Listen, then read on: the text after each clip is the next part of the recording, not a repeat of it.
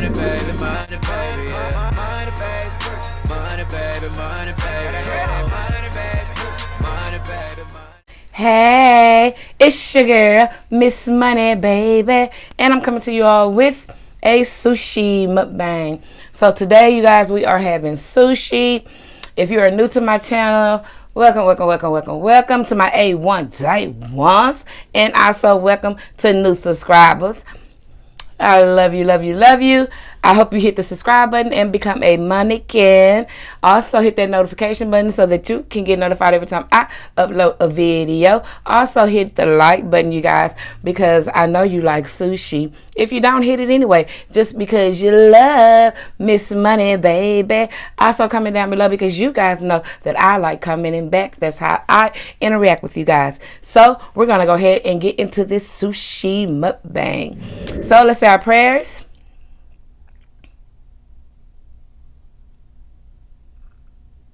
Amen. Okay, you guys, so we're gonna go ahead and get into this. I have my papaya pineapple nectar right here. I done ran out of my mango. I gotta go to the store and get some more.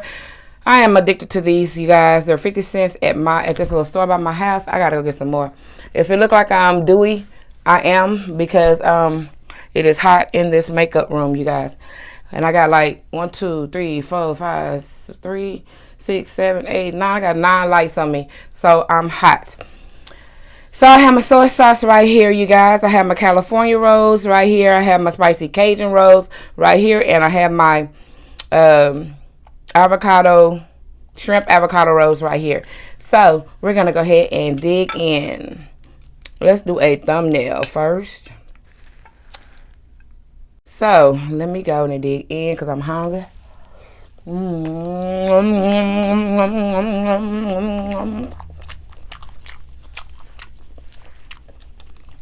I love food.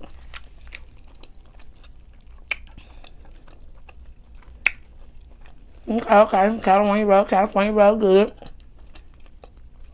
I gotta represent the California roll because that's where my hubby's from, LA.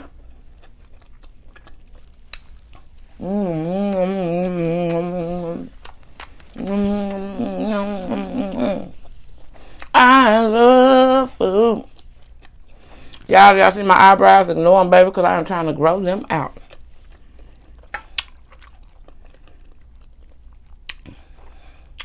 I was going to do chopsticks, you guys.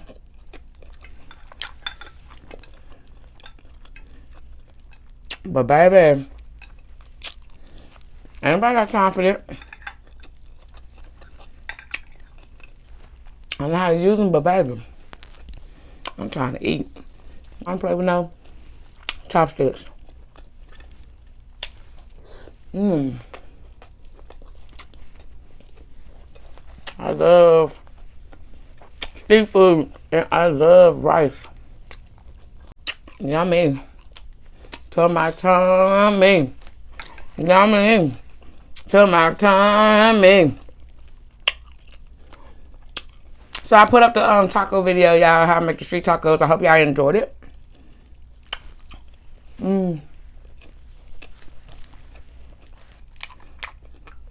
More soy sauce, please.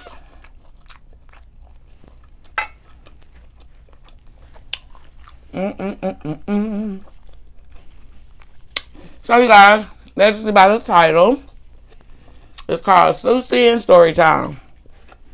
So if you didn't come over from Money MUA, which is my beauty channel here on YouTube, Money MUA, MONNIEMUA,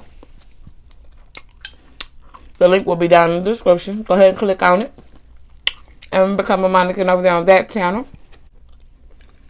So if you didn't come from Money MUA channel, you wouldn't know how I got my beauty scars. So today is going to be story time on how I got my beauty scars. Yes. So it's going to be short and sweet because my battery is low.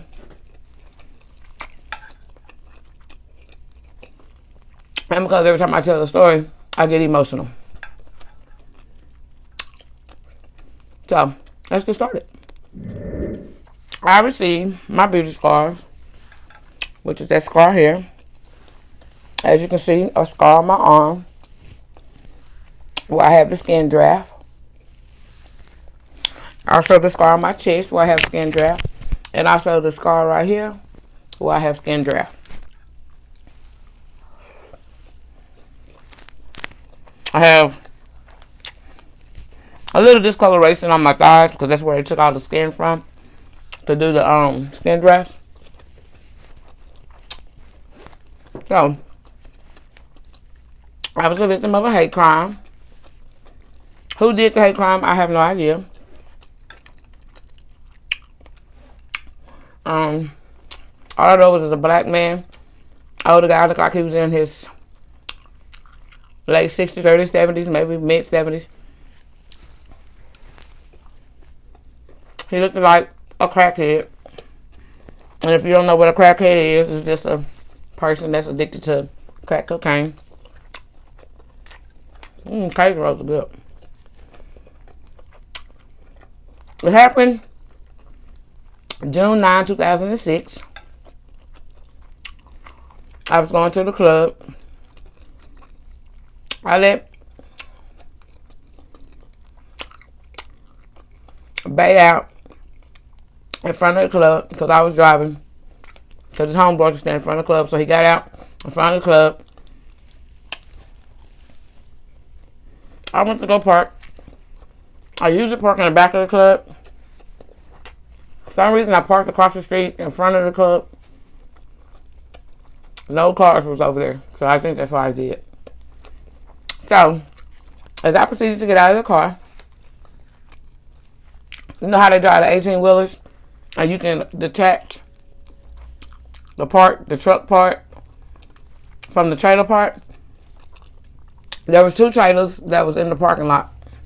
And the truck part was gone. I guess they, parked them to leave them till they need them.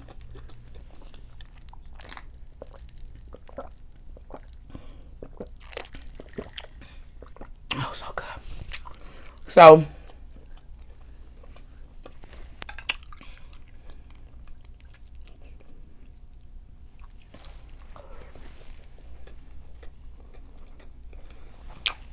if I'm sweaty looking, guys, it's hot in the beauty cave. I got like 9 lights on me. So, I got out of the car. I was just gonna walk across the parking lot to go over to the club. I was fixing on my clothes, my hair, and forgot I had left the bottle in the trunk. So, I seen the dude started walking. When I started walking, when I forgot I left something in the trunk, which was the liquor bottle, I went back to the trunk to get the bottle. I see he went back because he was standing between the 2 trailers. I seen he went back and stood between the 2 trailers. So I was like, it dawned on me, but it didn't. And so I was like, I don't know nobody over here. We only been going to this club for like 3 weekends. So, whatever. I thought it was just a guy walking and eating because he had a grocery bag in his hand. I thought he was eating something, like some chicken or something, because we was in the hood. And not because that's what they eat in the hood, but because they walk and eat on the streets in the hood. So,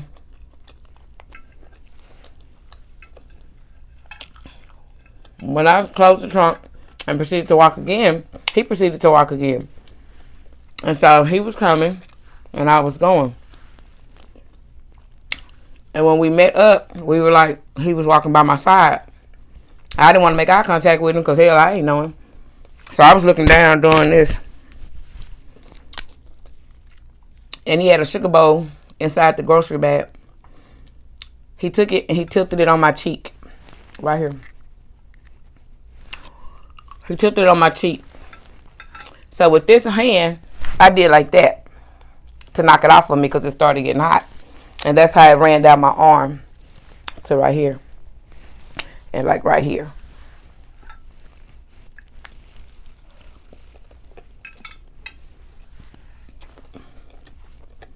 So when I did that, I did like that. And it ran from my cheek to my chest. And it stopped right where my bra line was at. Like, it's like right here to right here. So, and it ran kind of like on my neck. So,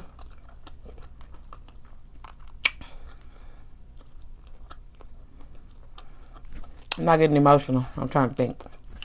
So when I did that, and I did like that,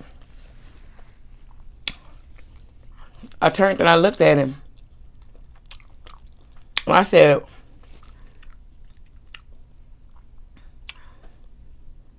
did I say something? I did. I said, why? And he started tugging on my purse on my shoulder. So I did like that to let it go. Because my money and my ID was in my pocket.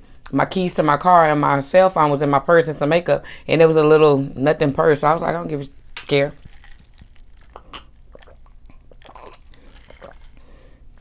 So when he did it, when he got it, he took out running.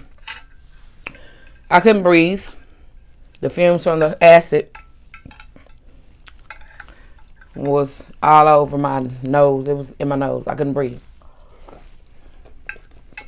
So I was doing this, trying to gasp for air. There was two little boys. It was like 9:30 at night in the hood. I don't know where their mom was. They were riding on the bike. They were like, "Ma'am, are you okay?" And I was going,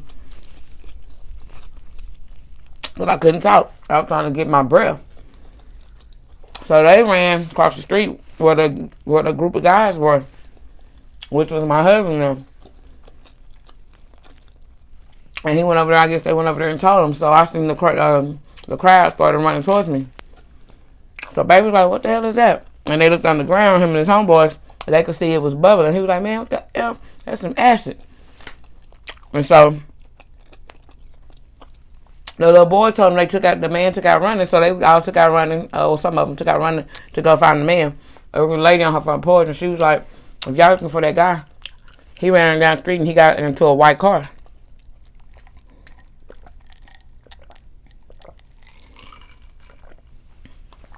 So evidently somebody was waiting on him.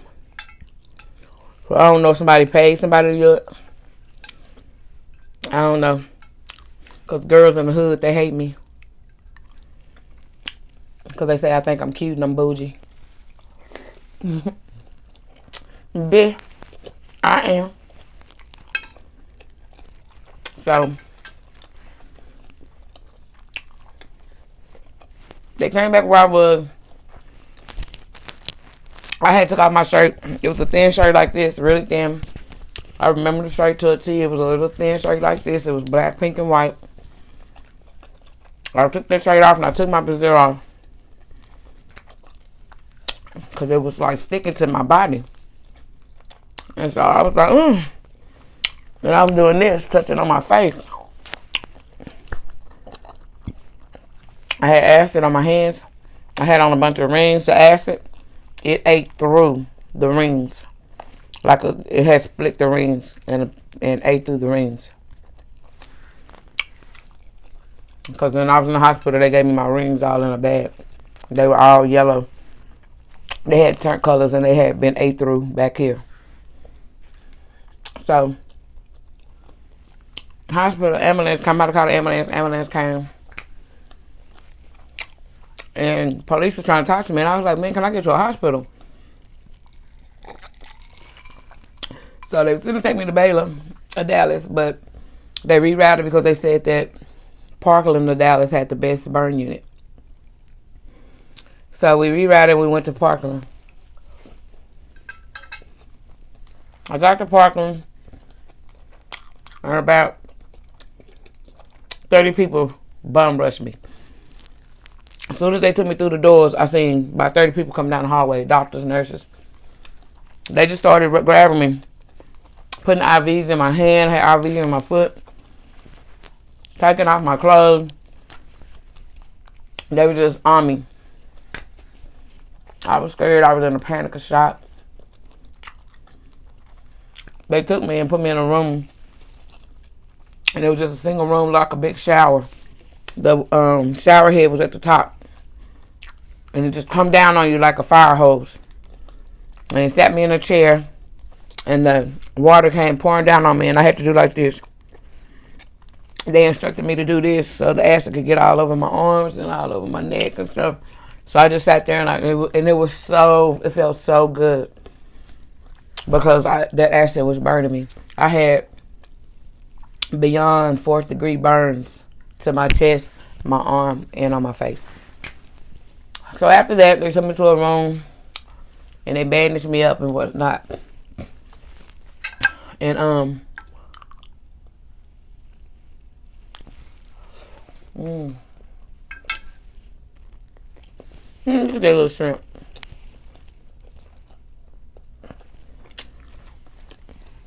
And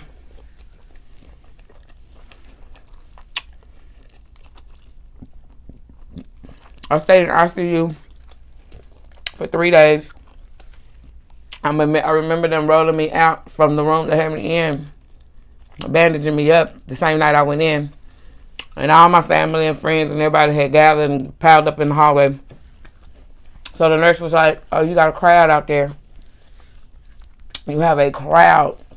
Do you want me to put a sheet over you? Do you want me to roll you out like that? So they was like, my wounds were so bad, they put a sheet over me so I wouldn't get infected. Rolled me out into the hallway and everybody was like, money, money, mama. It was crazy. And so they rolled me into a room.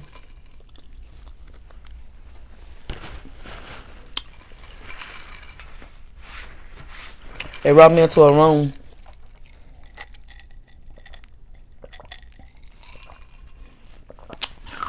Which was the ICU room. I stayed 3 days in the ICU room. And I don't even remember being in the ICU room. After 3 days, they took me to a room. I had 3 surgeries in 1 week. The first surgery was on my arm. The second one was on my chest. And on your arm, they put a ring around your arm here and here to stop you from bleeding out while they're trying to skin draft you. But on your chest, they can't do that. So it's just hurry up and go. So when they did my chest, I bled out. I flatlined, she said, for like a minute and a half, almost 2 minutes. They had to pump me back to life. And they pumped me back to life, got the pulse, got me breathing. And they proceeded to do my chest. And after that, I was out for like 3 days. And my family members and friends my family members had to give blood. And I had to sign for them to give blood. So that in case I needed a blood transfusion during any one of my surgeries, which I did during my chest surgery. And so I lost 5 pints of blood when they did my chest. And after 3 days, when I got out of surgery on my chest, after 3 days, I woke up and I seen a red bag, my IV bag, and then a red IV bag. And it was pumping blood back into me. And so I asked the lady, I was like, what is that? And she was like, that's blood from your family members, because you bled out 5 pints. And so we're trying to put the blood back in you. And I was like, wow. She was like, you were out for 3 days. And she was like, girl, I've been here literally almost 3 days straight. She said, I go home, change, come back, go home, change, come back. She said, just to be with you. It was a black girl. She was kind of young. I think I was in my late 30s, early 40s, something like that. And she was like in her, I guess, early 30s. And she said, I've been with you all that time. And so I was like, oh, okay. So we sat there, we talked, and chopped it up. I was on morphine, so I really don't even remember what we were talking about or what was said. And after that, I stayed in the hospital for 4 months straight. So after they did the surgery on my legs, taking the skin off my legs and putting it where they needed to, I had to learn how to walk all over again. And I thought they were lying because she was like, you can't walk. If you need to pee or whatever, you need to buzz me in. a buzz a nurse in. So I was like, all right. So when I had to pee, I tried to get up and go pee. I'm cocky. I'm headstrong. So I put both my feet on the floor, baby, finna walk, and bop, fell straight to the floor. So I had to call her to come help me. And so I had to use the restroom in a pan in the bed for like a month. Then physical therapy came, and that's when they started working with me so I could walk.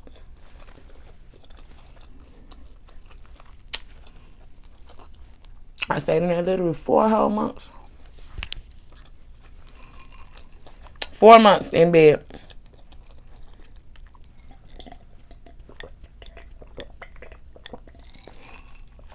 Four months in bed because I couldn't walk until I started my physical therapy.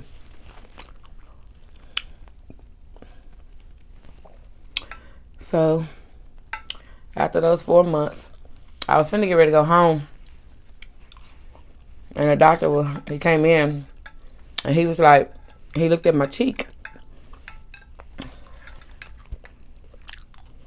right here, and he was like, it's not healing.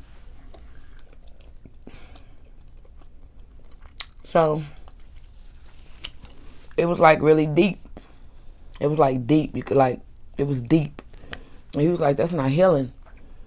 So they had to keep me again when I was getting ready to get out. And he took me back into surgery and did a skin graft and did a thick piece of meat off my thigh. He had to stuff it and fill the hole and then put skin over it.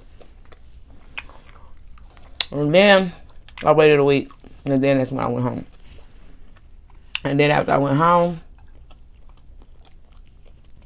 I still had to go to therapy.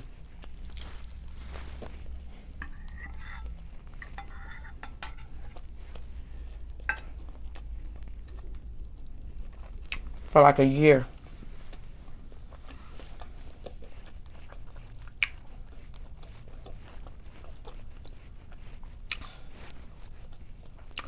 Yeah. So, yeah, you guys. That's how I got my beauty scars. Just in case any of you were wondering. Because a lot of people like to wonder instead of ask. We used to go to the grocery store or somewhere. Because I did not want to go nowhere, you guys. Like now, I'm comfortable. At first, I didn't want to go nowhere. My skin was pink. This was pink. This was pink. I didn't want to go nowhere at all. And when I did, they would stare. And my girls, they would get so mad and be like, what the hell are you looking at? And, you know, she got burned and blah, blah, blah, blah. Why you staring? You know, stuff like that. And so I used to hate it for my girls and didn't want them to be like that. So I just wouldn't even go to the store. I would just send them to the store. I would just stay at home.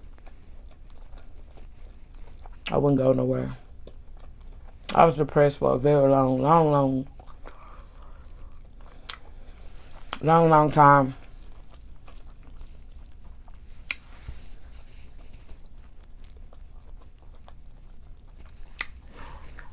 I was depressed for a very long time.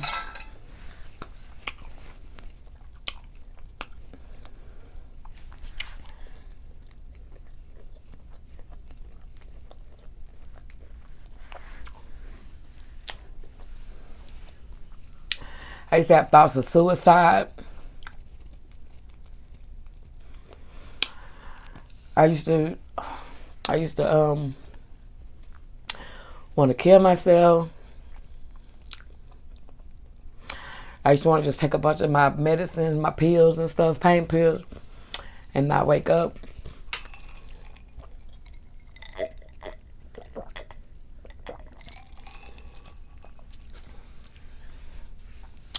And then I used to think, what would happen to my kids. And my daughter, my oldest daughter, I'm sorry, you guys.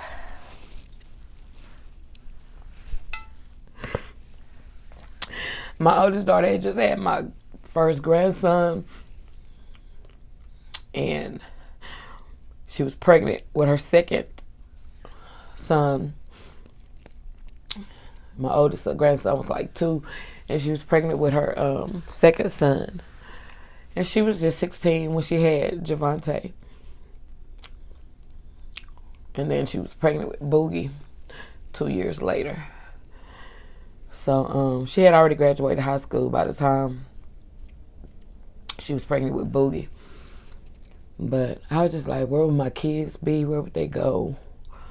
Because she was, I think she was 17 going on 18. My son was like 16. My middle girl was like 14, and my baby girl was 12. So I was like, where would they go? What would happen? There's 4 of them, you know. Would my sisters or my mom or my brothers take all 4 of them in and keep all 4 of them and raise them together along with 2 grandkids? And I was like, nah, they wouldn't. They would probably split them up. Somebody would probably get one would go here, and one would go here. And then there's 2 daddies in the picture, so I was like, they would probably send these 2 with their dad, these 2 with their dad.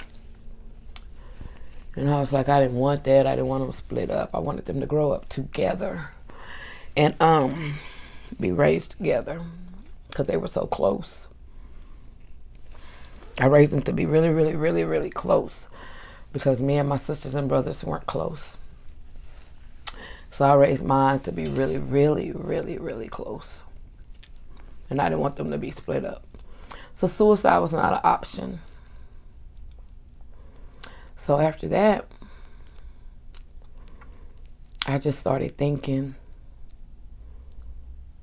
God always does things for a reason. And what those reasons may be, we'll never know. And I was always taught, God makes no mistakes. And he knows what's right. So I didn't know why he had did it. And my mom, she visited me once in the hospital the first night I got hurt. And for the 4 months that I was there, my mom never came. And I was depressed about that. And I used to wonder why she wouldn't come. Was it because I was ugly?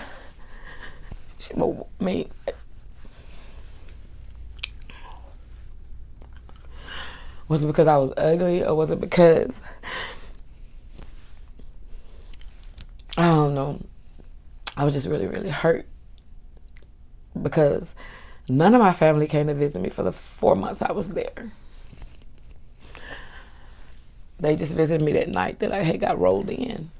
And for 4 months, they didn't come.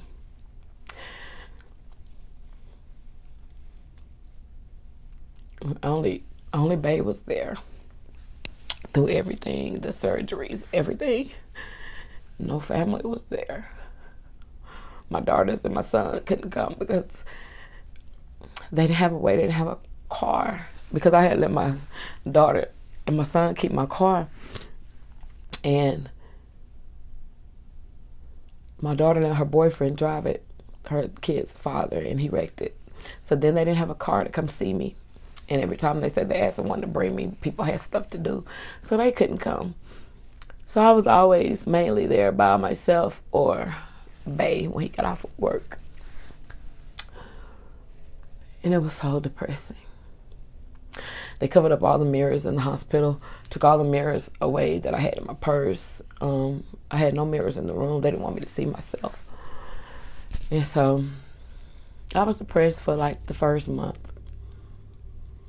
And then after that, I just started thinking, God makes no mistakes. He does everything for a reason. So my mom, she used to talk to me, even though she didn't come, she used to talk to me every single day, probably 5 or 10 times a day. She would talk to me. And I asked her, you know, Mom, why'd you never come visit me in the hospital?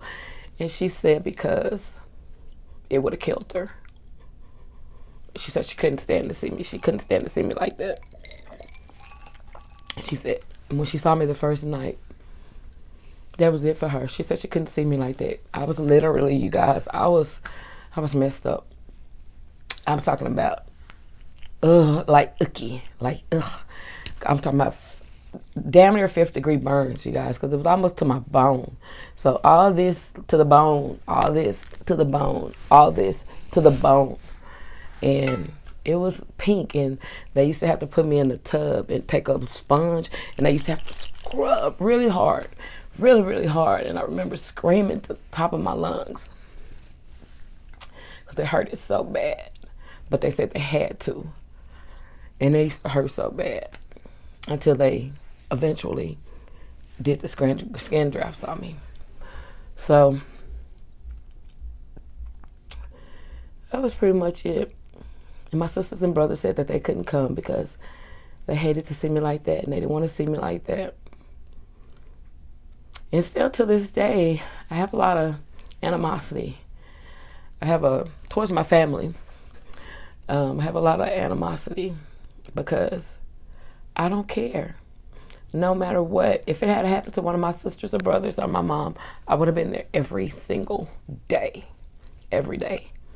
No matter if I couldn't take it, I would go see them. I would go in the hallway and cry, or the bathroom, but I would go back to the room. I would have been there every single day. So it's just not an excuse to me.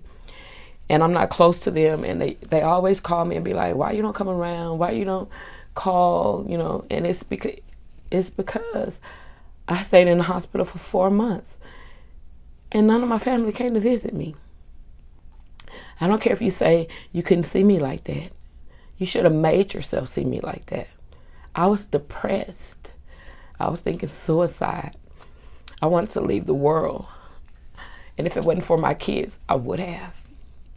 I would have. And they don't understand how much I needed them at that time. But that's neither here nor there.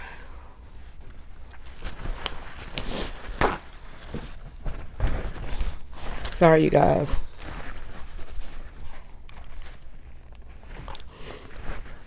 I knew I was going to get emotional. I always do when I tell the story. So, I talk to them, I speak, hi, bye, if they call. I don't call them. I don't go around much unless I go see my mom. Because her I can understand as a mom, but I still think she should have came too. So, no matter how much they say they couldn't stand to see me like that, they didn't want to see me like that, I just don't feel it was an excuse. Because no matter, I'm your blood, I'm your sister, I'm your daughter. And if even you couldn't stand to see me like that, y'all should have made a way for my kids to come see me because they wanted to. And hubby was always there, but I think at the time hubby didn't have a car. He had a BMW, but it had broke down. And I think that he was getting there by bus. And the kids, he didn't want to bring them all on the bus, and grandkids. And so it was just a bit much. But I'm better now. So, yeah. The doctors, they used to, after a month, they would come in and see me, and I would be so happy and you know, and stuff. And because they used to come in and wake me up at 6 in the morning, and check me out and see how I was healing and stuff, and all kind of stuff. And yeah. So that's my story time. That's how I got all my beauty scars. So enough of that. I don't want to cry anymore. That's how I got all my scars, you guys. From here to here to here. That's how I got my beauty scars. So, no, they never caught the guy. Never caught him. I don't know who he is. I don't know why he did it. They never caught him. So, yeah, that's my story time. So, anyway, you guys, other than the crying, I'm very sorry, but I thank you guys for watching. I thank you guys for tuning in to the sushi mukbang. Don't forget to hit and subscribe down below. Don't forget to hit the notification button so that you can become a Monnigan and so that you can get notified every time I upload a video. Hit the like button also, you guys, if you like sushi, like I said, or if you just love Miss Money Baby, also comment down below because I like coming back and interacting with you guys. That's going to do it for me, you guys, because I'm emotional right now. So I'm going to get off of here, and I'll see y'all in my next video.